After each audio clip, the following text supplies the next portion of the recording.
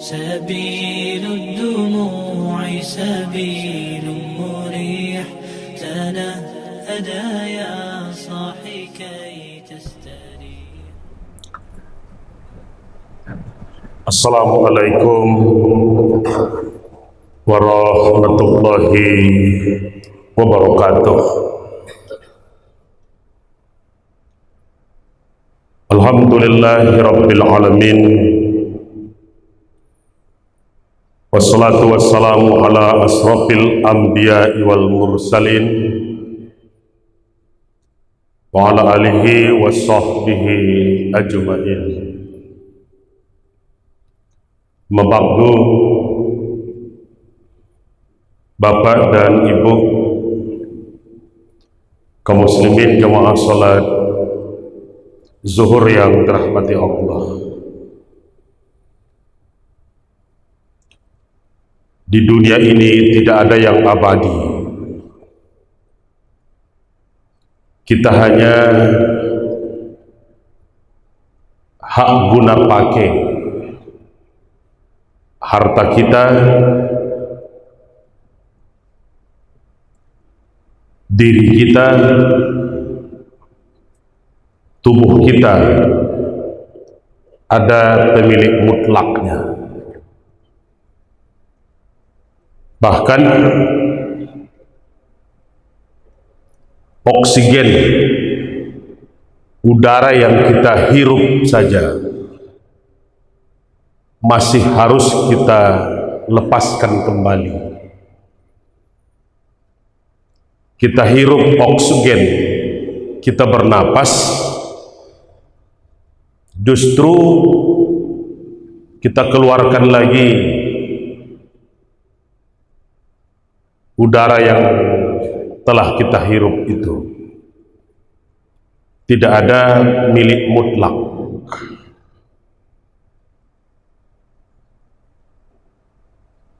Hartamu,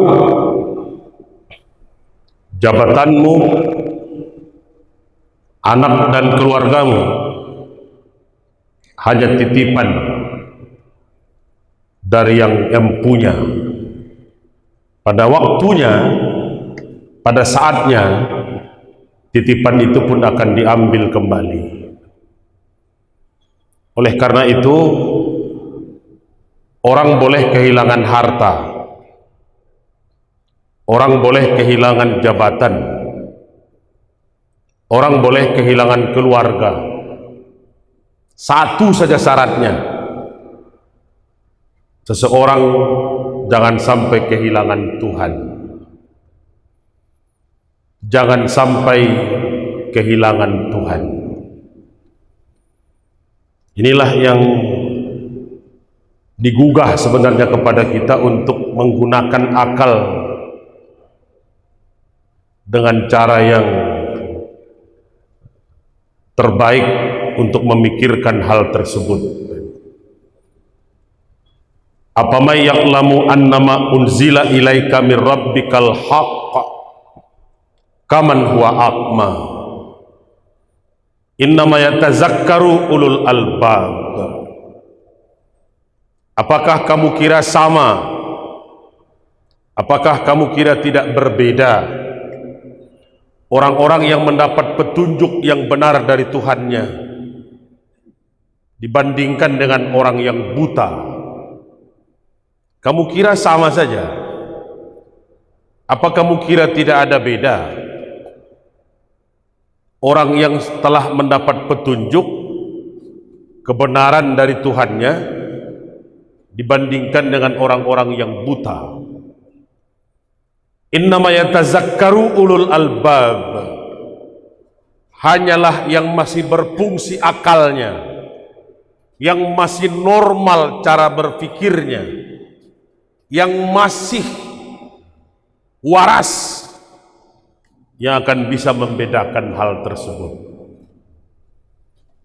Tanya kata Rasulullah, ad-dinu aqlun, la dinu la yaqlun. Agama ini untuk orang yang berakal. Tidak ada agama untuk orang yang tidak berakal. Kalau memang mata buta melihat sesuatu,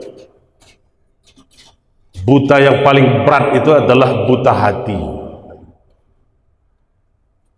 Tertutup pintu hatinya dari kebenaran. Orang begitu mendapat harta, timbul tamaknya. Begitu mendapat jabatan, timbul rakusnya. Begitu mendapat titipan, lupa kepada yang empunya. Padahal kalau air satu gelas bisa menyelamatkan orang dari kehausan, tertolong dia dengan air satu gelas itu ketika haus. Kalau air satu baskom bisa bahkan membuat dia tersedak. Kalau air satu kolam bisa bahkan menenggelamkan. Satu gelas disyukuri jauh lebih berharga ketimbang satu ember tapi sia-sia. Apalagi satu kolam, kalau justru akan membuat tenggelam. Apakah kamu kira sama? Tidak ada beda antara orang-orang yang mendapat petunjuk yang benar dari Tuhannya dibandingkan dengan orang yang buta. Innama yatazakkaru ulul albab, hanyalah orang yang masih berfungsi akalnya yang bisa membedakan hal tersebut. Apa tanda kalau akal kita masih berfungsi? Kalau kita masih waras. Ayat berikutnya, Ar-Ra'd ayat 20. Allazina yufuna bi ahdillah wa la yanqudunal mitsaq. Orang-orang yang berfungsi akalnya itu, yang waras, yang normal, mereka adalah orang-orang yang teguh dengan janjinya dan tidak pernah mengingkari janji-janji yang telah mereka buat. Bapak, ibu, saudara, kalau ingin disebut orang yang waras, hati-hati kalau buat janji. Jangan lain di mulut, lain di hati. Lain yang disebut, lain yang dibuat. Lain yang diucapkan, lain yang dilakukan. Karena hitungan pertama membedakan orang beriman dengan orang munafik juga di situ. Janji yang diingkari. Di musim dan tahun politik, orang mudah berjanji. Janji itu seolah-olah janji manis semua. Tidak ada janji yang pahit. Maka kalau rasanya tidak akan siap untuk memenuhi janji, tidak usah buat janji. Kita di Minangkabau saja, kan ada pepatah yang mengatakan, yang sering kita seleweng-selewengkan, janji biasa mungkia. Sebenarnya kan penyelewengan itu. Hurufnya dikurangi. Kalimat aslinya bukan janji biasa mungkia, titian biasa lapua, bukan itu. Aslinya janji binaso kalau mungkia, binaso kalau mungkia, titian binaso kalau lapua, bukan biaso. Ini dikurangi hurufnya.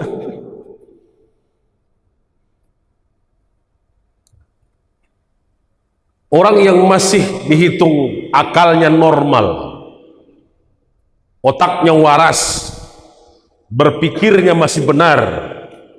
Pertama dihitung, teguh tidak dia dengan janjinya.